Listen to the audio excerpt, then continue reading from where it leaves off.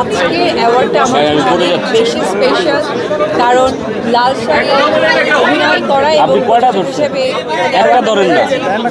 এখানে আসলে এক্সপ্লেন করার ভাষা নেই। এইটুকু বলবো যে যারা আমাকে অ্যাওয়ার্ডটা দিয়েছেন বা আমাকে মনোনীত করেছেন তাদেরকে আমি ধন্যবাদ জানাতে চাই।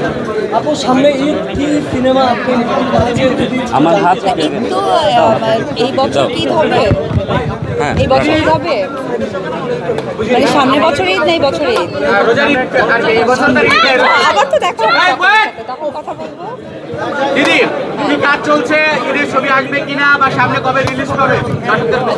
কাজ চলছে আপাতত, এখন সময় দিচ্ছি আমাকে, আমার সন্তানকে, আর কিছু টুকটাক কাজ চলছে, ওপেনিং ফটোশ্যুট যেটা যথারীতি সবসময় আমাকে দেখে থাকে, আর সিনেমা নিয়ে প্ল্যানিং আছে, কিন্তু আসলে সেটার জন্য অপেক্ষা করতে হবে। এই বিষয় নিয়ে এই জন্য বলবো না, আমি চাই কাজ নিয়ে সকলের সামনে কথা বলতে।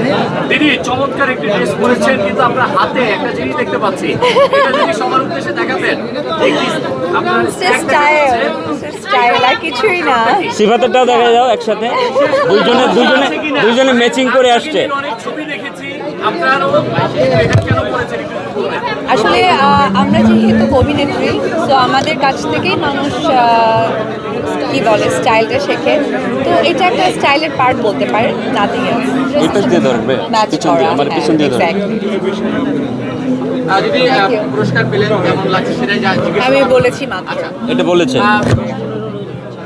সিনেমা দেখা হয়েছে কিনা? ও আচ্ছা আচ্ছা, হ্যাঁ দরদ সুপার একটা সিনেমা। আসলে ডে বাই ডে মানে এই সিনেমাগুলোর কারণে এখন মনে হয় যে বাংলা চলচ্চিত্র অভিনেত্রী বলতে প্রাউড লাগে, সিরিয়াসলি। জয় দেখেছি কিনা? জয় যেহেতু স্কুল রানিং, সো সেই জায়গা থেকে একটু সময় করে দেখাবো, কারণ আমি ওকে অনেক কিছুতে রেখেছি, তো এখনো সময় হয়ে উঠতে পারিনি। আমরা মা ছেলে দেখবো এবং শেয়ার করবো।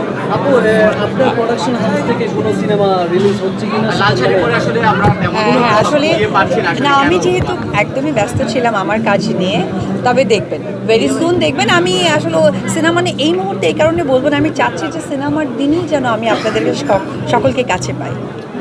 আচ্ছা দিদি, থ্যাংক ইউ ভেরি মাচ। এবারে আমাদের দেশের এবং আন্তর্জাতিক অঙ্গনেও কাজ করছে সিফাত নুসরাত।